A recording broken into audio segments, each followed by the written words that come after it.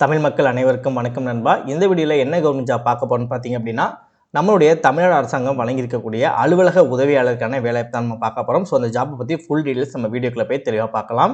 இந்த ஜாப்போட சேலரியை பொறுத்த வரைக்கும் 58,100 வரைக்கும் உங்களுக்கு அதிகபட்ச சம்பளமாக மாதம் தருவதாக வந்து அறிவிச்சிருக்காங்க.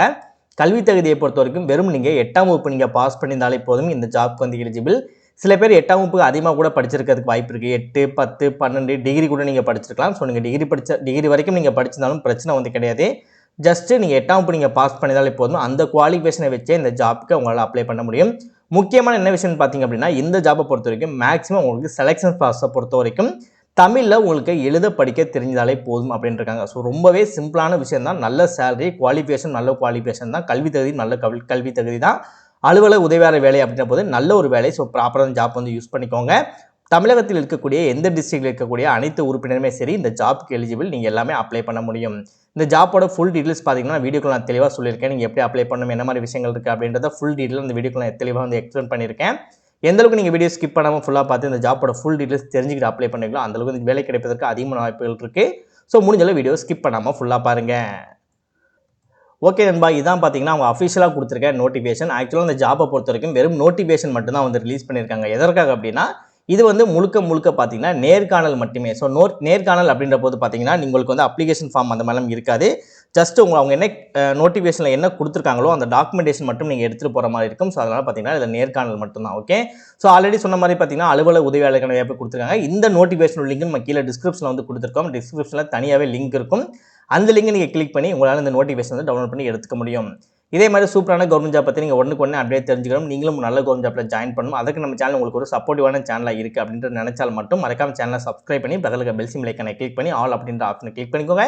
மறக்காம இந்த வீடியோக்கு லைக் பண்ணி உங்கள் ஃப்ரெண்ட்ஸ் சர்க்கிளுக்கும் ஷேர் பண்ணுங்கள். வாங்க வீடியோக்குள்ள போய்ட்டு இந்த ஜாப்போட ஃபுல் டீட்டெயில்ஸ் தெளிவாக பார்க்கலாம்.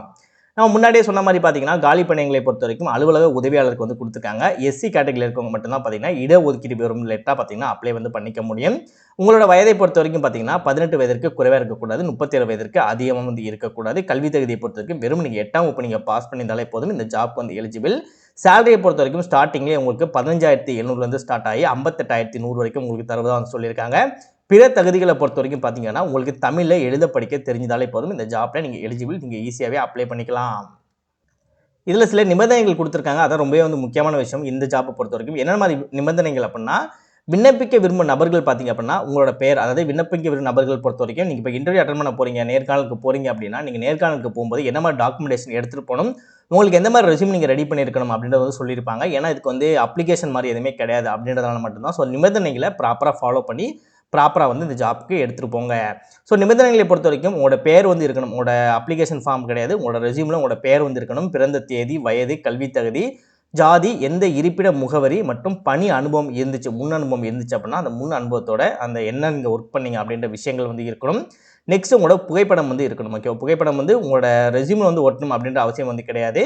உங்களோட சுய விருப்பத்தோடு சேர்க்கக்கூடிய புகைப்படம் வந்து நீங்கள் எடுத்துகிட்டு போகிற மாதிரி முடிஞ்ச ஒரு 5 காப்பி கூட எடுத்துக்கோங்க. ஓகேவா? நெக்ஸ்ட்டு உங்களோட இருப்பிட சான்றிதழ், நெக்ஸ்ட்டு உங்களோட ஜாதி சான்றிதழ் மற்றும் 2 அரசால் பதிவு பெற்றப்பட்ட அலுவலிலிருந்து பெறப்பட்டது. ஓகேவா? ஸோ ஜாதி சான்றிதழை பொறுத்த வரைக்கும், இருப்பிட சான்றிதழை பொறுத்த வரைக்கும் கவர்மெண்ட் சைட்லேருந்து அஃபிஷியலாக வந்து உங்களுக்கு கொடுத்துருப்பாங்க தெரியுமா? அதோட ஒரிஜினல் காப்பி எடுக்க வேணாம், நீங்கள் ஜெராக்ஸ் காப்பி தான் நீங்கள் கொடுக்க போகிறீங்க. பட் ஒரிஜினலும் சேர்த்து நீங்கள் எடுத்துகிட்டு போங்க. ஏன்னா ரெண்டுமே வெரிஃபை பண்ணி பார்ப்பாங்க. நீங்கள் கொடுக்குற ஒரிஜினலும் ஜெராக்ஸும் சேமாக இருக்கா அப்படின்றத வெரிஃபை பண்ணி பார்ப்பாங்க. ஸோ ஒரிஜினலும் ஜெராக்ஸும் எல்லா டாக்குமெண்ட்டுக்குமே கல்வி தகுதி, ஜாதி சான்றிதழ், இருப்பிட சான்றிதழ், உங்களோட டேட் ஆஃப் பர்த், உங்களோட பிறந்த தேதி, ஸோ அது எல்லாத்துக்குமே ஒரிஜினல் அண்ட் ஜெராக்ஸ் ரெண்டுமே எடுத்துகிட்டு போங்க. 2-3 ஜெராக்ஸ் கூட எடுத்துக்கோங்க. அதேமாதிரி ஒரிஜினல் ஒன்று எடுத்துக்கோங்க. வெரிஃபை பண்ணும்போது அவங்களுக்கும் ஈஸியாக இருக்கும். ஸோ அந்த டைமில் நீங்கள் வந்து கஷ்டப்பட தேவை கிடையாது.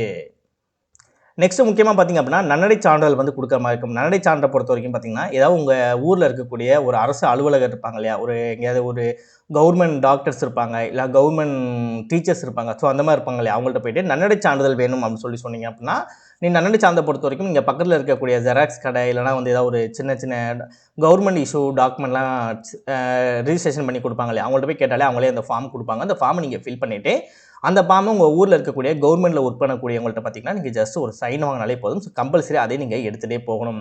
இன்கேஸ் நீங்கள் வந்து தபால் மூலமாக ஜாப்க்கு விண்ணப்பிக்க போகிறீங்க அப்படின்னா 23/2/2026 சாயந்தரம் 5:45 மணிக்குள்ளே பார்த்தீங்கன்னா இது எல்லாமே உங்களுக்கு ப்ராப்பராக கிடைக்கணும்னு சொல்லியிருக்காங்க. ஓகேவா? ஸோ அதுக்கப்புறம் தான் பார்த்தீங்கன்னா உங்களுக்கு நேர்காணலும் நடக்கும். ஸோ அந்த டேட்டுக்குள்ளே பார்த்தீங்க அப்படின்னா நீங்கள் வந்து அப்ளை பண்ணுற மாதிரி இருக்கும்.